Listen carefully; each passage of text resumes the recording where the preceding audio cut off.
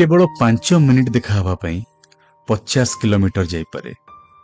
केवल गोटे क्षणी देखिबा पाई 5 घंटा अपेक्षा भी करिपारे। जो पुओ निज समय को काहाकू देबा पूर्वरु निज समय को बहुत ही मूल्यवान भावे, सेई पुओ गोटे झियो पाई बारंबार समय बाहर करे। साथीर जानतरे हो कि अजाणतरे हो, दूररु तार बस गोटे झलक जदि देखिबाकू मिले ता देह थरी जाए। ता आसीबा बाटरे घंटा घंटा ताकू अपेक्षा भी करिपारे।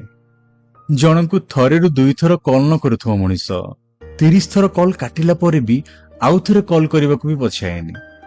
जानिचंती एमिति काहेकि हुए? आपण माने कहि परिबे गोटे पुओटे गोटे झियो पई एते लूजर हे पारे? कथाटी लूजर नुहे, कथा किछि अलगा। गोटे झियोर धैर्य शक्ति बहुत अधिका, जोटा गोटे पुओ पाखे जमा नाही। गोटे झियो समय बाहर करी आग पछ चिंता करी आराम से देखा हे पारे। जदि से दिन किछि काम रही गला तथापि धैर्यर सह अपेक्षा करे सेई समय को जेबे से देखा हबो, कारण से जानी थाए आउ थरे देखा हबा किछि असंभव कथा नुहे। आज नहले आर सप्ताह देखा ही जीवो। किंतु गोटे पुओ सेई देखा हबा को एते इंपोर्टेंट भाबी दी थाए, सेई देखा हबा पई तार काम दाम सब किछि छाड़ी पारे। जेहेतु तार धैर्य शक्ति टिके कम, देखा न हेबा कथा उठिले से रागी जाए, मन दुख करे। देखा हबा पई से अनेक प्रकार बहाना खोजे। जदि सेईटा संभव न होई परिला तेबे खाली देखिबाकू मध्य से राजी ही जाए। साथीर जानतरे हो कि अजाणतरे हो ताकू दूर देखी हो ना कहीं सेतिकी देखिदेले ता आत्मा को शांति मिल जाए।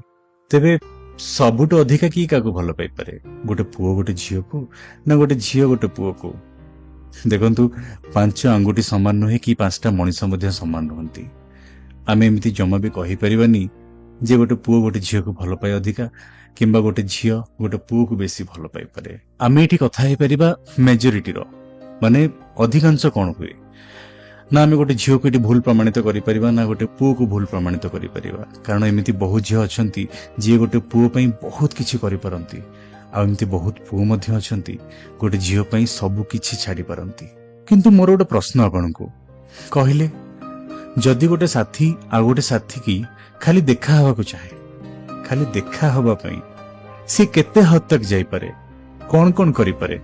देखंतु मु पुओ मानको मध्य ऑब्जर्व करिछि, झियो मानको मध्य ऑब्जर्व करिछि। मु गोटे पुओ बोली खाली पुओ मानको सपोर्ट नहीं कहूनी, जोटा रियलिटी, जोटा मते लागी रियलिटी सेटा मु आपनको कहूछि।